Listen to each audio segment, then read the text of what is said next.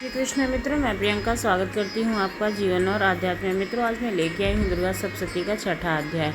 मैं सर्वज्ञानेश्वर भैरव के अड़ंग के निवास करने वाली परमोत्कृष्ट पद्मावती देवी का चिंतन करता हूँ।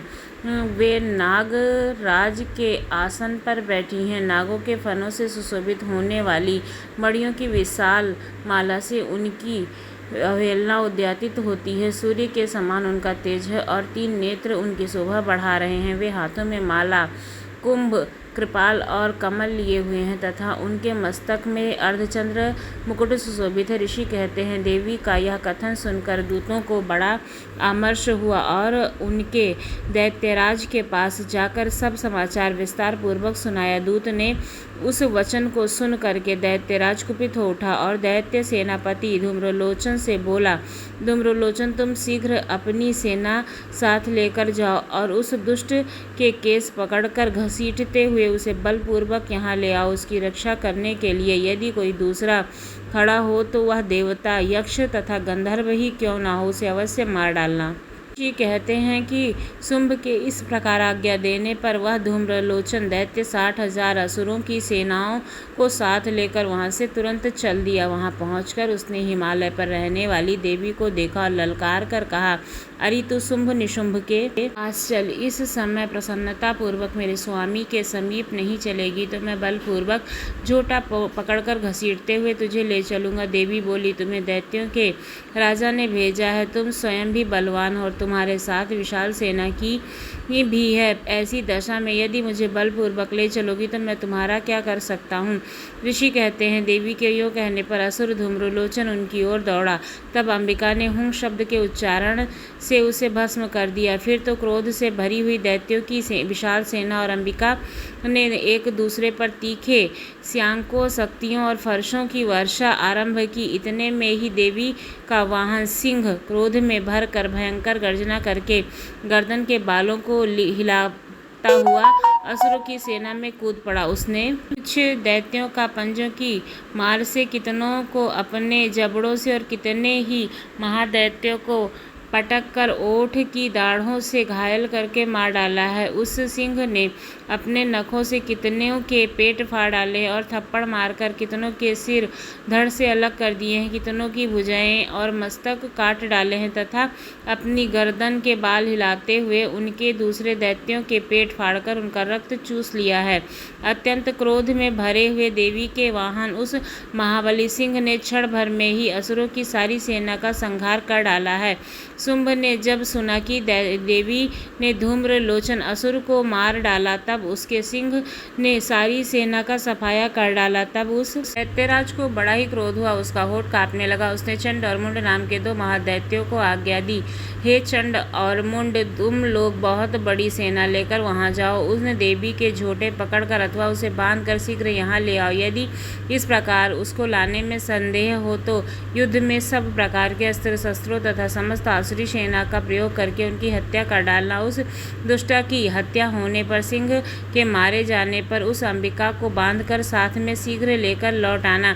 इस प्रकार मार्कंडेय पुराण के सर्वाधिक मनवांतर की कथा के अंतर्गत देवी महात्म्य में धूम्रलोचन वध का छठा अध्याय समाप्त होता है। अब हम 7वें अध्याय को पढ़ेंगे, चंड मुंड का ध्यान और वध। मातंगीय देवी का ध्यान मैं करती हूँ। वे रत्नमय सिंहासन पर बैठे हुए तोते का मधुर शब्द सुन रही हैं। उनके शरीर का वर्ण श्याम है। वे अपना एक पैर कमल पर रखे हुए हैं और मस्तक पर अर्धचंद्र धारण करती हैं तथा कुहार पुष्पों की माला धारण किए वाणी बजाती हैं। उनके अड़ंग में कसी हुई चोली शोभा पा रही है। वे लाल रंग की साड़ी पहने हाथ में शंखमय पात्र लिए हुए हैं। उनके वदन पर मुख का हल्का हल्का प्रभाव जान पड़ता है और ललाटों में बेदी शोभा दे रही है। ये कहते हैं, तदंतर शुंभ की आज्ञा पाकर वे चंड मुंड और दैत्य चंडिकानी सेना के साथ अस्त्र शस्त्र से सुसज्जित हो चल दिए हैं। फिर गिरिराज हिमालय के सुवर्णमय ऊंचे शिखर पर पहुंचकर उन्होंने सिंह पर बैठी देवी को देखा। वे मंद मंद मुस्कुरा रही थीं। उन्हें देखकर दैत्य लोग तदंतर से पकड़ने का उद्योग करने लगे। किसी ने धनुष तान लिया, किसी ने तलवार संभाली और कुछ लोग देवी के पास आकर खड़े हो गए। तब अंबिका ने उन शत्रुओं के प्रति बड़ा ही क्रोध किया। उस समय क्रोध के कारण उनका मुख काला पड़ गया था, ललाटों में भवें टेढ़ी हो गई थी और वहां से तुरंत विकराल मुखी काली प्रकट हुई, जो तलवार और पास लिए हुए थी। वे विचित्र खड्गवाद धारण किए और चीते के चामर की साड़ी पहने नर मुंडों की माला से विभूषित थी। उनके शरीर का मांस सूखा पड़ गया था, केवल हड्डियों का ढांचा था, जिससे वे अत्यंत भयंकर जान पड़ती थी। उनका मुख बहुत विशाल था,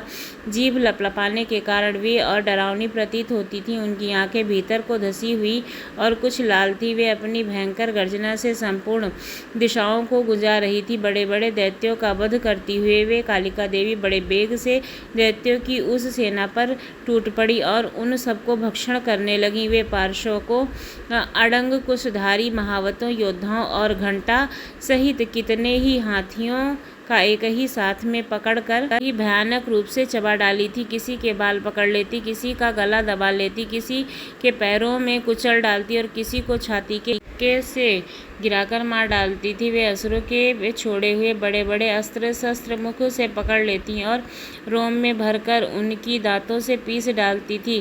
काली ने बलवान और दुष्टात्मा दैत्यों की वह सारी सेना रौंद डाली, खा डाली और कितनों को मार गिराया। कोई तलवार के घाट उतरते तो कोई खड्गवास से पीटे गए और कितने ही असुर दांतों के अग्रभाग से कुचले जाकर मृत्यु की ओर प्राप्त हुए। इस प्रकार देवी ने असुरों की उस सारी सेना को क्षण भर में मार गिराया। यह देख चंड उन अत्यंत भयानक काली देवी की ओर दौड़ा तथा महादैत्य मुंड ने भी अत्यंत भयंकर बाणों की वर्षा से तथा हजारों बाण चलाए हुए चक्रों से उन भयानक नेत्रों वाली देवी को आच्छादित कर दिया। वे अनेकों चक्र देवी के मुख से समाते हुए ऐसे जान पड़े मानो सूर्य के बहुतेरे मंडल बादलों के उदर में प्रवेश कर रहे हों। तब भयानक गर्जना करने वाली काली ने अत्यंत रोम में भरकर विकल अट्टहास। उस समय उनके विकराल वदन के भीतर कठिनतावासी देखा जा सकने वाला दांतों की प्रभा से अत्यंत उज्ज्वल दिखाई देती हैं। देवी ने बहुत बड़ी तलवार हाथ में ले हंग का उच्चारण करके चंड पर धावा किया और उसके केस पकड़कर उसी तलवार से उसका मस्तक काट गिराया। चामुंडा को मारा गया और दैत्य देखकर मृत्यु भी देवी की ओर दौड़ी। तब देवी ने रोष में भरकर उसे क्रोध भी तलवार से घायल धरती पर सुला दिया। पराक्रमी चंड और मुंड को मारा गया देख मरने से बची हुई बाकी सेना भय से व्याकुल हो चारों ओर भाग गई। तदंतर काली ने चंड और मुंड का मस्तक हाथ में ले चंडिका के पास जाकर प्रचंड अट्टहास करते हुए कहा, देवी, मैंने चंड और मुंड नामक इन दो महापशुओं को तुम्हें भेंट किया है। अब युद्ध यज्ञ में तुम शुंभ और निशुंभ का स्वयं ही वध करना। ऋषि कहते हैं, वहां लाए हुए उन चंडमुंड नामक महादैत्यों को देखकर कल्याणमयी चंडिका ने काली से मधुर वाणी में कहा, देवी, तुम चंड और मुंड को लेकर मेरे पास आई हो, इसलिए संसार में चामुंडा के नाम से तुम्हारी ख्याति होगी। इस प्रकार मार्कंडेय पुराण सर्वाधिक मनवांतर के अंतर्गत महात्म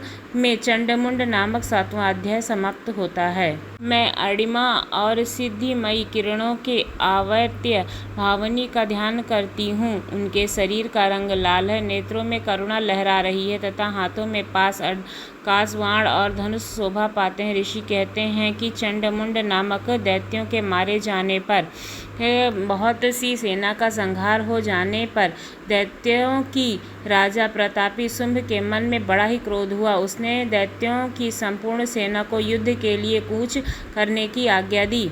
आज उदयुध नाम के 86 दैत्य सेनापति अपनी सेना अंगों द्वारा साथ युद्ध के लिए प्रस्थान करें। कुंभ नाम वाले दैत्यों के 84 सेना नायक अपनी वाहिनी से घिरे हुए यात्रा करें। 50 कोटि वीर्य कुल के और 100 धैर्य कुल के सुर असुर सेनापति मेरी आज्ञा से सेना सहित कूच करे। कालक, सौंदर्य, मौर्य और काल के असुर भी युद्ध के लिए तैयार हो मेरी आज्ञा से तुरंत प्रस्थान करे। भयानक शासन करने वाला असुर राज शुंभ इस प्रकार आज्ञा दे, शास्त्रों से बड़ी बड़ी सेनाओं के साथ युद्ध के लिए प्रस्थित हुआ। उसकी अत्यंत भयंकर सेना आती देख चंडिका ने अपने धनुष की टंकार से पृथ्वी और आकाश के बीच का भाग गुंजा दिया। राजन, तदंतर देवी के सिंह ने भी बड़े जोर जोर से दहाड़ना आरंभ कर दिया। फिर अंबिका ने घंटे के शब्दों से उस ध्वनि को और भी बढ़ा दिया। धनुष की टंकार, सिंह की दहाड़ और घंटे की ध्वनि से संपूर्ण दिशाएं गूंज उठी।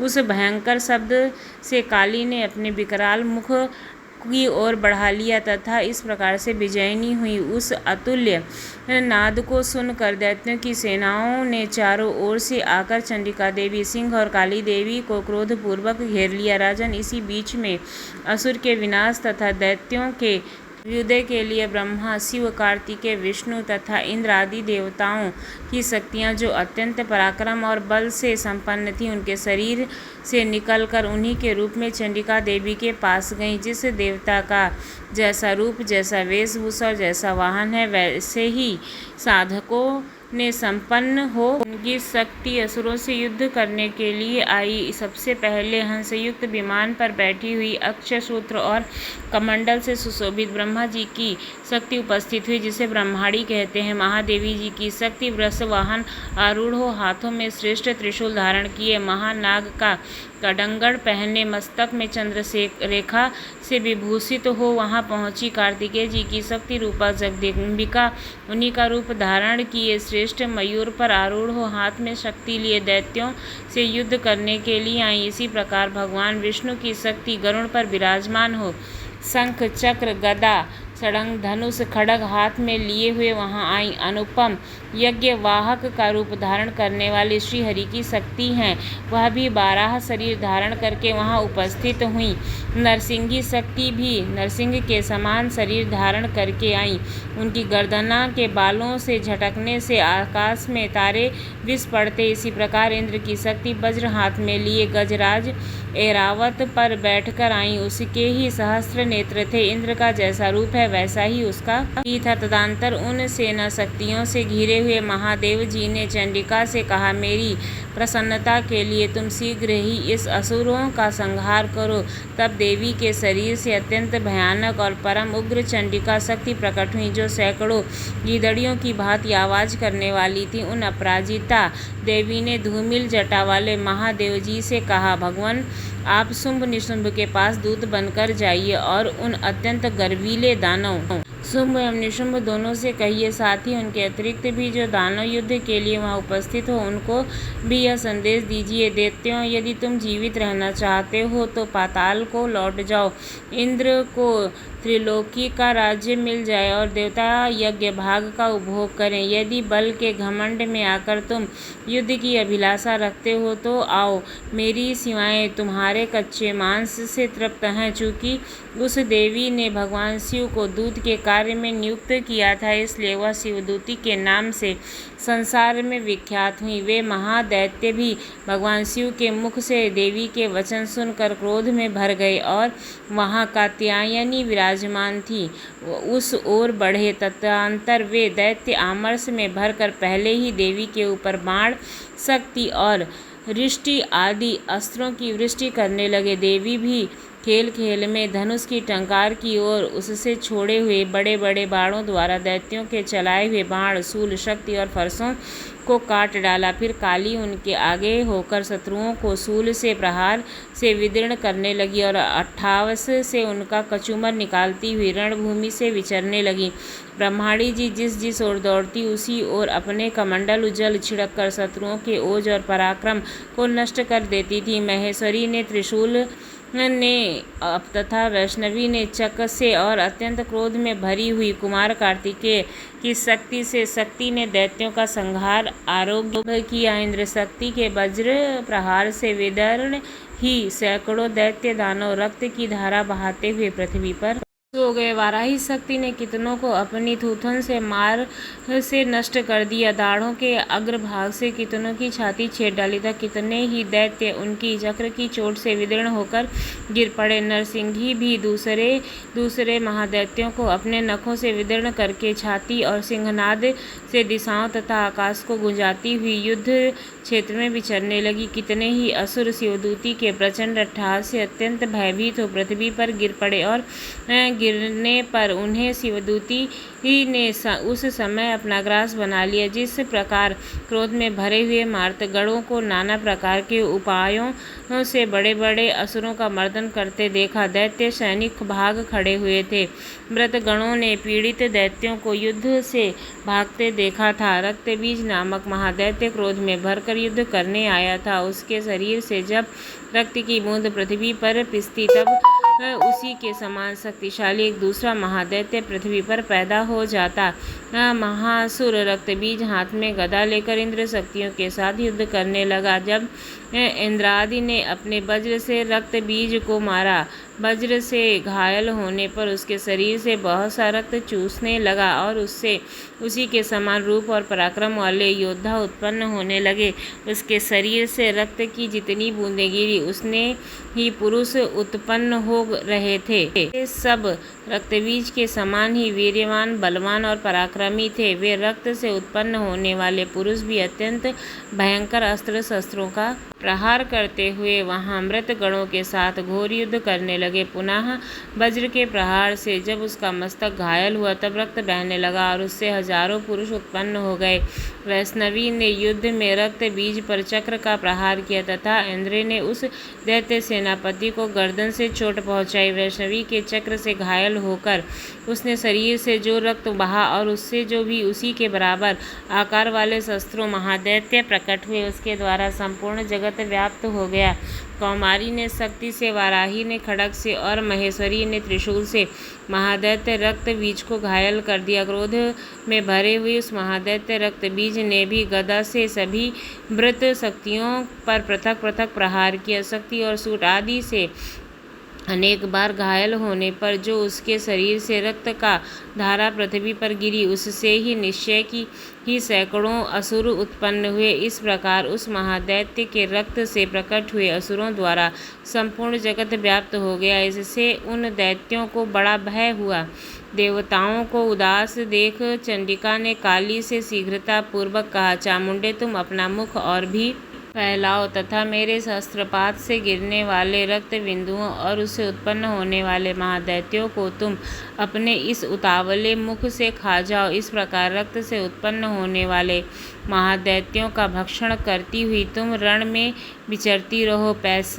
ऐसा करने से उस दैत्य का सारा रक्त क्षीण हो जाने पर वह स्वयं नष्ट हो जाएगा। उन भयंकर दैत्यों को जब तुम खा जाओगी तब दूसरे नए दैत्य उत्पन्न नहीं हो सकेंगे। काली से यूँ कहकर चंडिका देवी ने शूल से रक्तबीज को मारा और काली ने अपने मुख से उसका रक्त ले लिया। जब उसने वहां चंडिका पर गदा से प्रहार किया किंतु उस गदापात ने देवी को तनिक भी वेदना नहीं पहुंचाई। रक्त बीज के घायल शरीर से बहुत सा रक्त गिरा किंतु ज्यों ही वह गिरा त्यों ही चामुंडा ने उसे अपने मुख से ले लिया।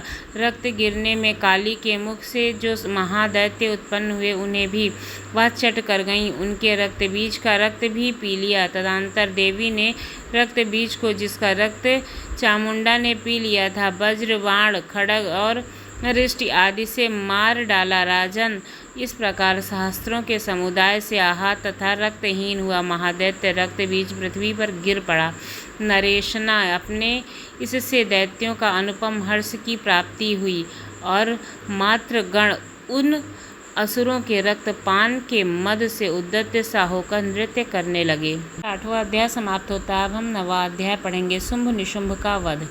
मैं अर्धनारीश्वर के विग्रह को निरंतर शरण में लेती हूँ। उसका वर्ण वधुक पुष्प और सुवर्ण के समान रक्त पीत मिश्रित है। वह अपनी भुजाओं में सुंदर अक्षमाला, पास अड़ंकुश और वरद मुद्र धारण करता है। अर्धचंद्र उसका आभूषण है तथा 3 नेत्रों में सुशोभित है। राजन ने कहा, भगवान आपने रक्त बीज के वध से संबंध रखने वाले देवी चरित्र का अद्भुत महात्मा मुझे बताया है।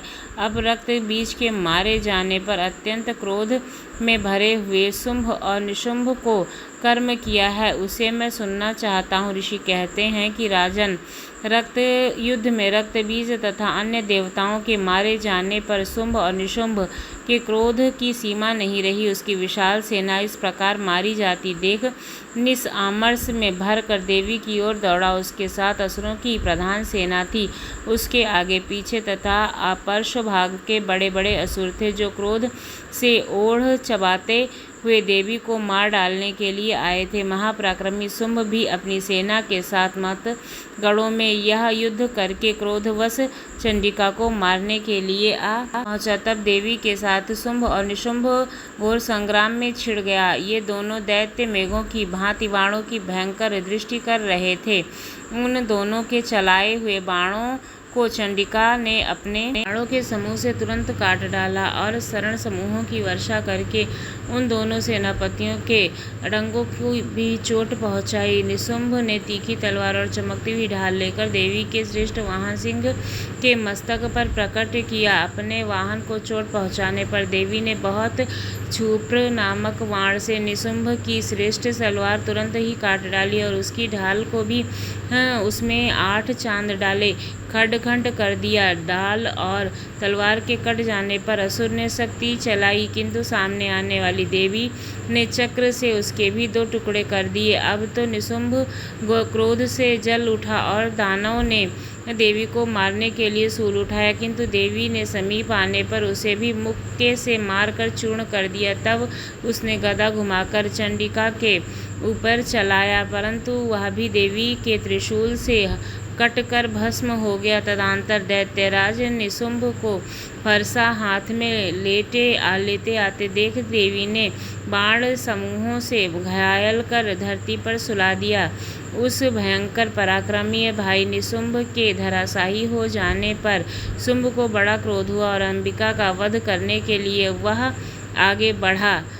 रथ पर बैठे बैठे ही उत्तम आयुषों से सुशोभित अपनी बड़ी बड़ी 8 अनुपम भुजाओं से समूचे श्वास को ढककर वह अद्भुत शोभा पाने लगा। उसे आते देख देवी ने शंख बजाया और धनुष की प्रत्यंचा का भी अत्यंत दुस्साहस शब्द किया। साथ ही अपने घंटे के शब्द से जो अत्यंत दैत्य सैनिकों का तेज नष्ट करने वाला था, संपूर्ण दिशाओं को व्याप्त कर दिया। तदंतर सिंह ने भी अपनी दहाड़ से, जिसे सुनकर बड़े बड़े गजराजों का महान मद दूर हो गया था, आकाश पृथ्वी और 10 दिशाओं को गुंजा दिया। फिर काली ने आकाश में उछलकर अपने दोनों हाथों से पृथ्वी पर आघात किया। उससे ऐसा भयंकर शब्द हुआ जिससे पहले के सभी शब्द शांत हो गए। तत्पश्चात शिवदूती ने दैत्यों के लिए अमंगल्यजन अट्टहास किया। इन शब्दों को सुनकर समस्त असुर थर्रा उठे। फिर शुंभ को बड़ा क्रोध आया। उस समय देवी ने जब शुंभ को लक्ष्य करके कहा, ओ दुष्टात्मा, खड़ा रह। तभी आकाश में खड़े हुए देवता बोल उठे, जय हो जय हो। शुंभ ने वहां आकर ज्वालाओं से युक्त अत्यंत भयानक शक्ति चलाई। अग्निमय पर्वत के समान आती हुई उस शक्ति को देवी ने बड़े ही भारी लकूसे से दूर हटा दिया। उस समय शुंभ के सिंहनाद से तीनों लोग गूंज उठे। राजन, उसकी प्रतिध्वनि से वज्रपात के समान भयानक शब्द हुआ, जिसने सब शब्दों को जीत लिया। शुंभ के चलाए हुए बाणों के देवी ने और देवी के चलाए हुए बाणों के शुंभ ने अपने भयंकर बाणों द्वारा सैकड़ों और हजारों टुकड़े कर दिए। तब क्रोध में भरी हुई चंडिका ने शुंभ को शूल से मारा। इसके आघात में मूर्छित हुआ पृथ्वी पर गिर पड़ा। इतने में ही निशुंभ की चेतना हुई और उसने धनुष हाथ में लेकर बाणों द्वारा देवी, काली तथा सिंह को घायल कर डाला। फिर उस दैत्यराज ने 10,000 बाहें बनाकर चक्रों के प्रहार से चंडिका को आच्छादित कर दिया। तब दुर्गम पीड़ा का नाश करने वाली भगवती दुर्गा ने कुपित होकर अपने बाणों से उस चक्रों तथा पहाड़ों को काट गिराया। यह देखकर शुंभ निशुंभ के साथ चंडिका का वध करने के लिए हाथ में गदा से बड़े वेग से दौड़ा। उसके आते ही चंडिका ने तीखी धार वाली तलवार से उसकी गदा को सिर से ही शीघ्र ही काट डाला। तब उसने शूल हाथों में ले लिए। देवताओं को पीड़ा देने वाले शुंभ को शूल हाथ में लिए लिए आते देख चंडिका ने वेग से चलाए हुए अपने शूल से उसकी छाती छेद डाली। शूल से विदीर्ण हो जाने पर उसकी छाती से एक दूसरा महाबली तथा महापराक्रमी पुरुष खड़ी रह कहता हुआ निकला।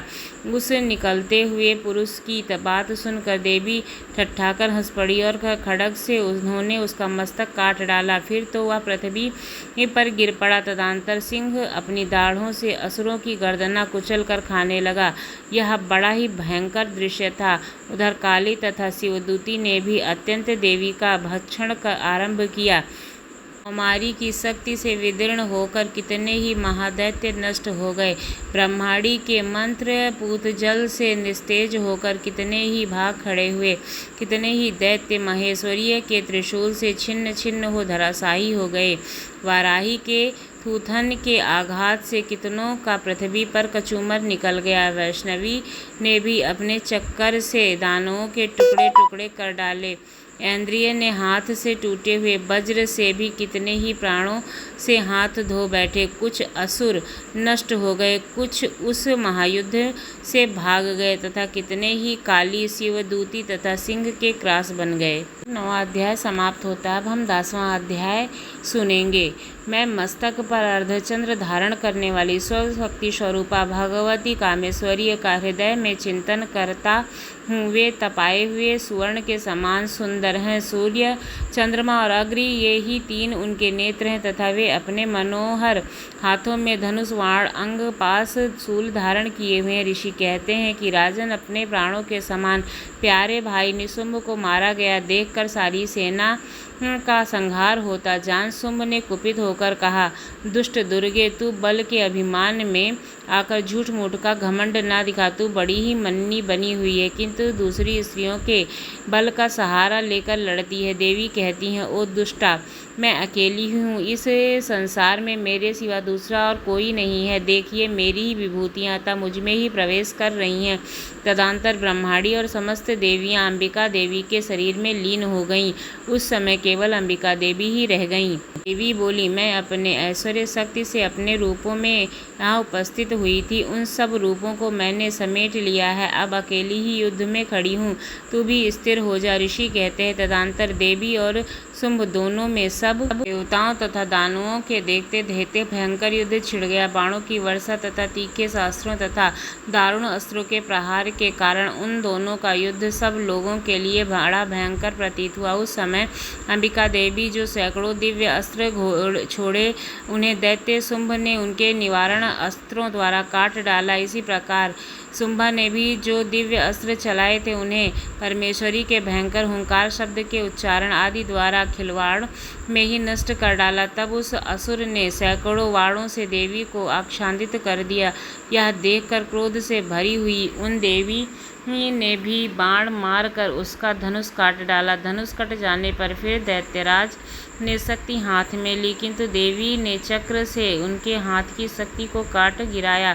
तत्पश्चात दैत्यों के स्वामी शुंभ ने 100 चांद वाली चमकती हुई ढाल और तलवार हाथ में ले उस समय देवी पर धावा किया। उसके आते ही चंडिका ने अपने धनुष से छोड़े हुए तीखे बाणों द्वारा उसकी सूर्य किरणों के समान उज्ज्वल ढाल और तलवार को काट डाला। फिर उस दैत्य के घोड़े और सारथी मारे गए।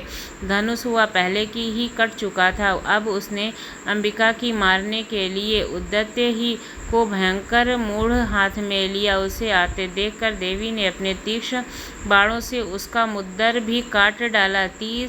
तीर पर भी वह असुर मुक्का तानकर खड़े वेग से देवी की ओर झपटा। उस दैत्यराज ने देवी को छाती में मुक्का मारा। तब उन देवी ने भी उसकी छाती से एक चाटा जड़ दिया। देवी का थप्पड़ खाकर दैत्यराज शुंभ पृथ्वी पर गिर पड़े, किंतु पुनः सहसा पूर्ववत उठकर खड़ा हो गया। फिर वह उछला और देवी को ऊपर से जाकर आकाश में खड़ा हो गया। तब चंडिका आकाश में भी बिना किसी आधार के ही शुंभ के साथ युद्ध करने लगी। उस समय दैत्य और चंडिका का आकाश में एक दूसरे से लड़ने लगे। उसका वह युद्ध पहले सिद्ध और मुनियों को विस्मय में डालने वाला हुआ। फिर अंबिका ने शुंभ के साथ बहुत देर तक युद्ध करने के पश्चात उसे उठाकर घुमाया और पृथ्वी पर पटक दिया। पटके जाने पर पृथ्वी पर आने के बाद वह दुष्टात्मा दैत्य पुनः चंडिका का वध करने करने के लिए उनकी ओर वेग से दौड़ा। तब समस्त दैत्यों की राजा शुंभ को अपनी ओर आते देखकर देवी ने शूल से उसकी छाती छेद कर उसे पृथ्वी पर गिरा दिया। देवी के शूल की धार से घायल होने पर उसके प्राण पखेरु उड़ गए और वह समुद्रों, द्वीपों तथा पर्वतों सहित समूची पृथ्वी को कांपता हुआ पृथ्वी पर गिर पड़ा। तदंतर उस दुष्टात्मा के मारे जाने पर संपूर्ण जगत प्रसन्न तथा पूर्व स्वस्थ हो गया तथा आकाश स्वच्छ दिखाई देने लगा। पहले तो उत्पात सूचक मेघ और उल्कापात होते थे, वे सब शांत हो गए और उस दैत्य के मारे जाने पर नदियों को भी ठीक मार्ग में बहने लगी। उस समय शुंभ की मृत्यु के बाद संपूर्ण देवताओं का हृदय हर्ष से भर गया और गंधर्व गण मधुर गीत गाने लगे, दूसरे गंधर्व बाजे बजाने लगे और अप्सराएं नाचने लगी। पवित्र वायु बहने लगी, सूर्य की प्रभा उत्तम हो गई, अग्निशाला की बुझी हुई आग अपने आप प्रज्वलित हो उठी और संपूर्ण दिशाओं में भयंकर शब्द शांत हो गया। पर 10वां अध्याय समाप्त होता है। अब हम 11वें अध्याय को सुनेंगे। देवताओं द्वारा देवी की स्तुति और देवी द्वारा देवताओं को वरदान। मैं भुवनेश्वरी देवी का ध्यान करती हूँ। उनके ही श्री अंगों की आभा प्रज्ञात काल के सूर्य के समान है और मातंग मस्तक पर चंद्रमा का मुकुट है। वे उभरे हुए स्तनों और 3 नेत्रों से युक्त हैं। उनके मुख पर मुखाग्नि छटा छाई हुई है। हाथों में वरद, अंकुश, पाश तथा अभय मुद्रा शोभा पाते हैं। ऋषि कहते हैं देवी के द्वारा वहाँ महादैत्यपति शुंभ के मारे जाने पर इंद्र आदि देवता अग्नि को आगे करके उष्ण कात्यायनी देवी की स्तुति करने लगे। उस समय अभिष्ठात्रीय प्राप्ति होने के कारण उनके मुख कमल दल में उठते गए और प्रकाश से दिखाए माँ जगजगवा उठे। देवता बोले, शरणागति की पीड़ा दूर करने वाली देवी हम पर प्रसन्न हो, संपूर्ण जगत की माता प्रसन्न हो, विंध्येश्वरी की रक्षा करो। देवी तुम्हारी चर्चा जगत की अधिकारी हो, तुम इस जगत का एकमात्र आधार हो, क्योंकि पृथ्वी रूप में तुम्हारी ही स्थिति है। देवी तुम्हारा कार्यक्रम अलंघनीय है, तुम ही जल रूप में स्थित होकर संपूर्ण जगत को तृप्त करती हो। तुम अत्यंत बल संपन्न वैष्णवीय शक्ति हो। इस विष्णु की शक्ति स्वरूपा माया हो, अपने इस समस्त जगत को मोहित कर रखा है तुमने। तुम्ही प्रसन्न होने पर इस पृथ्वी पर मोक्ष की प्राप्ति करती हो। देवी संपूर्ण विद्याएं तुम्हारे ही भिन्न भिन्न स्वरूप हैं।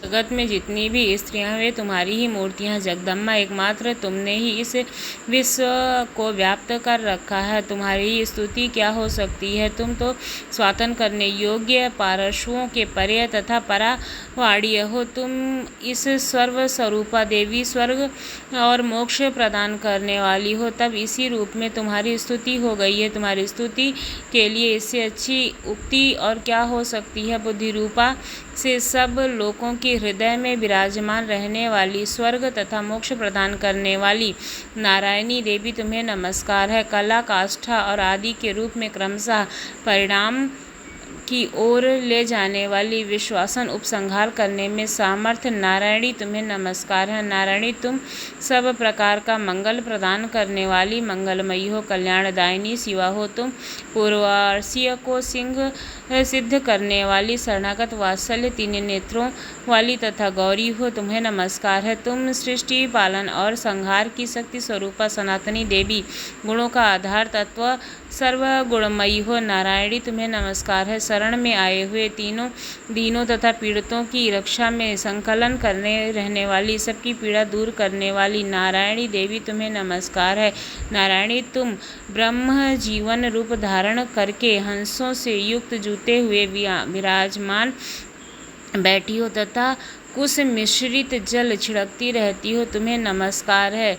महेश्वरी तुम्हारे रूप से शूल, चंद्रमा एवं सर्प को धारण करने वाली तथा महान वृषभ की पीठ पर बैठने वाली नारायणी देवी तुम्हें नमस्कार है। मोरों और मुर्गों से घिरी रहने वाली, महाशक्ति धारण करने वाली, तुम्हारे रूप धारिणी निष्पापे नारायणी तुम्हें नमस्कार है। शंख, चक्र, गदा और षडंग धनुष रूप उत्तम आयुधों को धारण करने वाली वैष्णवी शक्ति स्वरूपा नारायणी तुम प्रसन्न हो, तुम्हें नमस्कार है। हाथ में भयानक महाचक्र लिए और दाढ़ों पर धरती को उठाए वाराही रूप धारिणी कल्याणमयी नारायणी तुम्हें नमस्कार है। भयंकर नरसिंह रूप के दैत्यों को वध के लिए उद्योग करने वाली तथा त्रिभुवन की रक्षा में संलग्न रहने वाली नारायणी तुम्हें नमस्कार है। मस्तक पर किरीट और हाथ में महावज्र धारण करने वाली, सहस्त्र नेत्रों के कारण उद्दीप्त दिखाई देने वाली और वृत्तासुर के प्राणों का अपहरण करने वाली इंद्र शक्ति स्वरूपा नारायणी देवी तुम्हें नमस्कार है। शिवदूत रूप में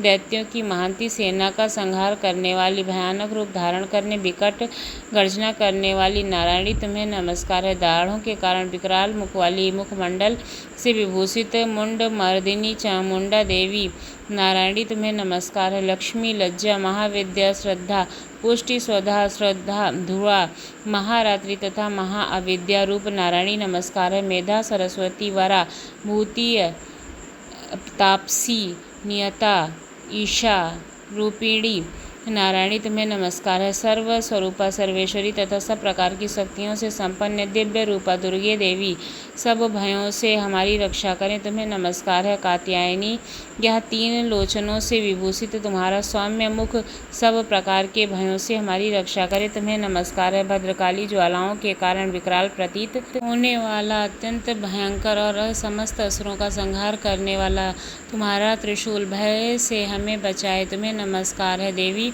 जो आपकी ध्वनि से संपूर्ण जगत को व्याप्त करके दैत्यों के तेज नष्ट किए देता है, वह तुम्हारा घंटा हम लोगों की पापों से उसी प्रकार रक्षा करे जैसे माता अपने पुत्रों की बुरे कर्मों से रक्षा करती है। चंडिका के तुम्हारे हाथों में सुशोभित खड्ग को, जो असुरों के शक, रक्त और चर्बी से चर्चित हैं, तुम्हारा मंगल करें तो हम तुम्हें नमस्कार करते हैं। देवी, तुम प्रसन्न होने पर सब रोगों को नष्ट कर देती हो और कुपित होने पर मनोवांछित सभी कामनाओं का नाश कर देती हो। जो लोग तुम्हारी शरण में जा चुके हैं उन पर विपत्तियों को आती ही नहीं है। तुम्हारी शरण में गए हुए मनुष्य दूसरों को शरण देने वाले हो जाते हैं। देवी अंबिके, तुमने अपने स्वरूप को अनेक भागों में विभक्त करके नाना प्रकार के रूपों से जो इस समय इन धर्मद्रोही महादैत्यों का संहार किया है, वह सब दूसरी कौन कर सकती हैं। विद्याओं में ज्ञान को प्रकाशित करने वाली, शास्त्रों में तथा आदि वाक्यों में तुम्हारे सिवा और किसका वर्णन है। क्या तुमको छोड़कर दूसरी कोई ऐसी शक्ति है जो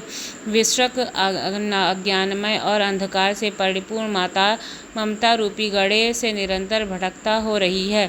जहाँ राक्षस वहाँ भयंकर विष वाले सर्प तथा शत्रु, जहाँ लुटेरों की सेना और जहाँ दानव दल हो, वहाँ समुद्र के बीच में भी साथ रखकर तुम विश्व की रक्षा करती हो। विश्वेश्वरी, तुम विश्व का पालन करती हो और विश्वरूपा हो, तुम्हारे संपूर्ण विश्व को धारण करती हो। तुम भगवान विश्वनाथ की भी वंदनीय हो, जो भक्ति पूर्वक तुम्हारे सामने मस्तक झुकाते हैं, वे संपूर्ण विश्व को आश्रय देने वाले होते हैं। देवी, प्रसन्न हो। जैसे इस समय असुरों का वध करके तुमने शीघ्र ही हमारी रक्षा की है, उसी प्रकार सदा हमें शत्रुओं के भय से बचाओ।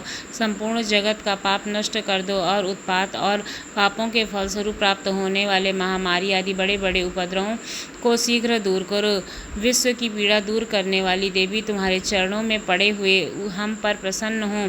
त्रिलोक निवासिनियों की पूजनीय परमेश्वरी, हम लोगों को वरदान दो। देवी बोली, देवताओं, मैं वर देने को तैयार हूँ। तुम्हारे मन में जिसकी इच्छा हो वह मांग लो। संसार के लिए उस कारकों में मैं अवश्य दूंगी।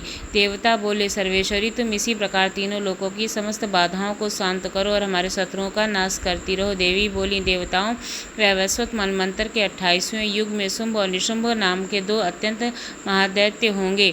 तब मैं नंद गोप के घर में उनकी पत्नी यशोदा के गर्भ से अवतीर्ण होकर विंध्याचल पर्वत में जाकर रहूंगी और उक्त दोनों असुरों का नाश करूंगी। फिर अत्यंत भयंकर पृथ्वी रूप से पृथ्वी पर अवतार ले मैं प्रचलित नाम वाले दानवों का वध करूंगी। उस भयंकर महादैत्यों को भक्षण करते समय मेरे दांत अनार के फूल की भांति लाल हो जाएंगे। तब स्वर्ग में देवता और मृत्यु लोक में मनुष्य सदा मेरी स्तुति करते हुए मुझे रक्त दंतिका कहेंगे।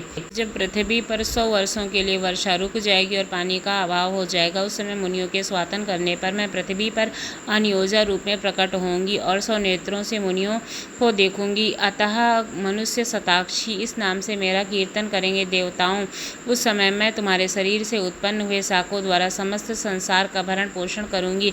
जब तक वर्षा नहीं होगी तब तक वे शाक ही सबके पापों की प्राणों की रक्षा करेंगे। ऐसा करने के कारण पृथ्वी पर मुझे शाकंभरी नाम से मेरी ख्याति होगी। उसी अवतार में मैं दुर्गम नामक महादैत्य का वध भी करूंगी, इसलिए मुझे दुर्गा देवी के रूप में भी प्रसिद्धि मिलेगी। फिर मैं जब भीमा रूप धारण करके मनुष्यों की रक्षा के लिए हिमालय पर रहने वाले राक्षसों का भक्षण करूंगी, उस समय सब मुनि भक्ति से नतमस्तक होकर मेरी स्तुति करेंगे। तब मेरा नाम भीमा देवी के रूप में विख्यात होगा। जब अरुण नामक दैत्य तीनों लोकों से भारी उपद्रव मचाएगा, तब मैं तीनों लोकों का हित करने के लिए 6 पैरों वाली असंख्य भ्रमरों का रूप धारण करके उस महादैत्य का वध करूंगी। उस समय सब लोग मुझे भ्रमरी के नाम से चारों ओर मेरी स्तुति करेंगे। इस प्रकार जब जब संसार में दानवी बाधा उपस्थिति होती रहेगी, तब तब अवतार लेकर मैं शत्रुओं का संहार करूंगी। 11वां अध्याय समाप्त होता। अब हम 12वां अध्याय सुनेंगे, देवी चरित्रों के पाठ का महात्मा।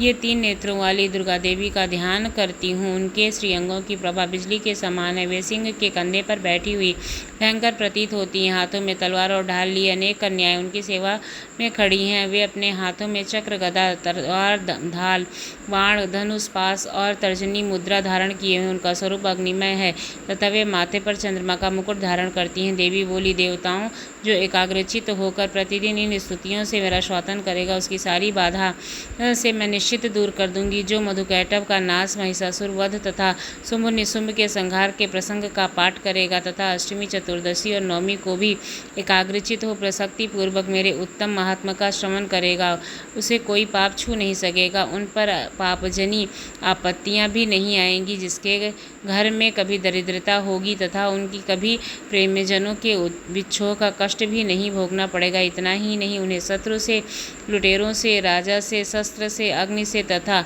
जल की राशि से कभी भय नहीं होगा। इसलिए सबको एकाग्रचित होकर भक्ति पूर्वक मेरे इस महात्मा को सदा पढ़ना और सुनना चाहिए। यह परम कल्याणकारक है। मेरा महात्मा महामारी जनित समस्त उपद्रव तथा आध्यात्मिक आदि तीनों प्रकार के उत्पादों को शांत करने वाला है। मेरे जिस मंदिर में प्रतिदिन विधि पूर्वक मेरे इस महात्मा का पाठ किया जाता है, उस स्थान को मैं कभी नहीं छोड़ती।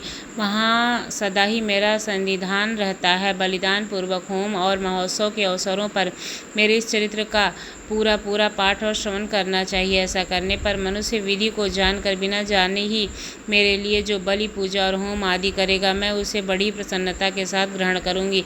सतकाल में जो वार्षिक महापूजा की जाती है, उस अवसर पर जो मेरे इस महात्मा को भक्ति पूर्वक सुनेगा, वह मनुष्य मेरे प्रसाद से सब बाधाओं से मुक्त तथा धन्य धान्य तथा पुत्र के संपन्न होगा, उसमें तनिक भी संदेह नहीं है। मेरे इस महात्मा मेरे पूर्व प्रादुर्भाव की सुंदर कथाएं तथा युद्ध में किए हुए ऐसे पराक्रम सुनने से मनुष्य निर्भय हो जाता है। मेरे महात्मा का श्रवण करने वाले पुरुषों के शत्रु नष्ट हो जाते हैं, उन्हें कल्याण की प्राप्ति हो तथा उनका कुल आनंदित रहता है। सर्वत्र शांति कर्म से पूरे स्वप्न दिखाई देने पर तथा ग्रहजनित भयंकर पीड़ा उपस्थित होने पर मेरा महात्मा श्रवण करना चाहिए। इससे सब विघ्न तथा भयंकर ग्रह पीड़ाएं शांत हो जाती है और मनुष्यों द्वारा देखा हुआ दुस्वप्न शुभ स्वप्न में परिवर्तित हो जाता है। बाल ग्रहों से आक्रांत हुए बालकों के लिए यह महात्मा शांति कारक है तथा मनुष्यों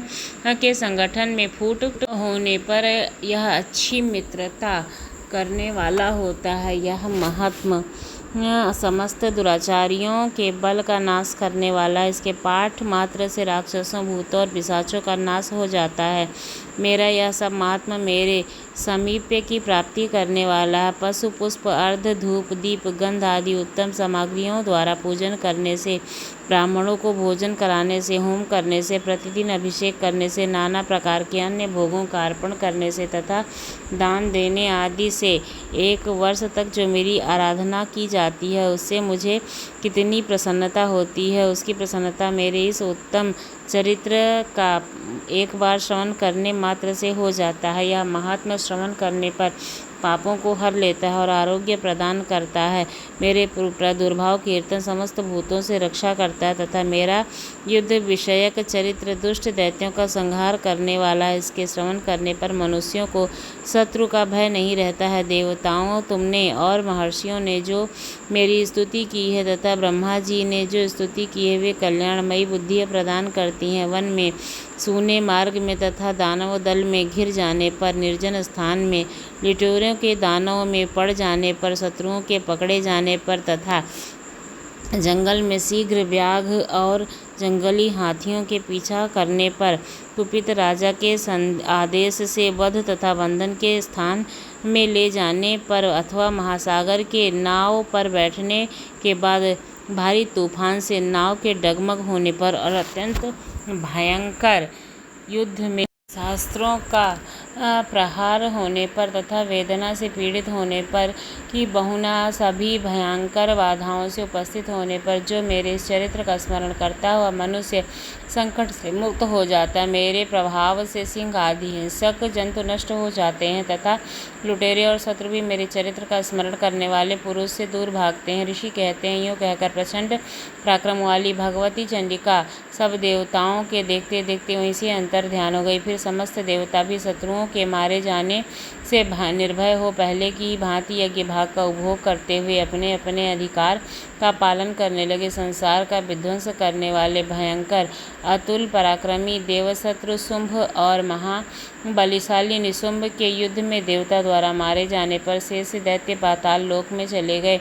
राजन, इस प्रकार भगवती अंबिका देवी नित्य होती हुई फिर पुनः पुनः प्रकट होकर जगत की रक्षा करती हैं। वे ही इस विश्व को मोहित करती हैं, वे ही इस जगत को जन्म देती हैं तथा वे ही पार्थ करने पर संतुष्ट हो विज्ञान और समृद्धि प्रदान करती हैं। राजन, महाप्रलय के समय महामारी का स्वरूप धारण करने वाली वे महाकाली ही इस समस्त ब्रह्मांड में व्याप्त हैं। वे ही समय समय पर महामारी होती है और वे ही स्वयं अजन्मा होती हैं और सृष्टि के रूप में प्रकट होती हैं। वे सनातनी देवी ही समय अनुसार संपूर्ण भूतों की रक्षा करती हैं तथा मनुष्यों के अभ्युदय के समय वे ही घर में लक्ष्मी के रूप में स्थित उन्नति प्रदान करती हैं। वे ही अभाव के समय दरिद्रता बनकर विनाश का कारण होती हैं। पुष्प, धूप और गंध आदि से पूजन करके उनकी स्तुति करने पर वे धन, पुत्र, धार्मिक बुद्धि तथा उत्तम गति प्रदान करती हैं। इस प्रकार मार्कंडेय पुराण के स्वर्णिम मनमांतरों को कथा के अंतर्गत देवी महात्म्य में फल स्तुति नामक 12वां अध्याय पूरा होता है। 13वां अध्याय सूरत और वैष्णव की देवी का वरदान, जो उदय काल के सूर्य मंडल की भांति धारण करने वाली, जिनकी 4 भुजाएं और 3 नेत्र हैं तथा जो अपने हाथों में पास, अंगकुश, वर तथा अभय की मुद्रा धारण किए रहती हैं, उन देवी का मैं ध्यान करती हूँ। ऋषि कहते हैं, राजन, इस प्रकार मैंने तुमसे देवी के उत्तम महात्मा का वर्णन किया जो इस जगत को धारण करती हैं। उन देवी का ऐसा ही प्रभाव है, वे ही विद्या उत्पन्न करती हैं। भगवान विष्णु की महास्वरूपा उन भगवती के द्वारा ही तुम ये वैश्य तथा अन्याय विवेकी जन मोहित हुए हैं तथा आगे भी मोहित होंगे। महाराज, तुम उन्हीं परमेश्वरीय की शरण में जाओ।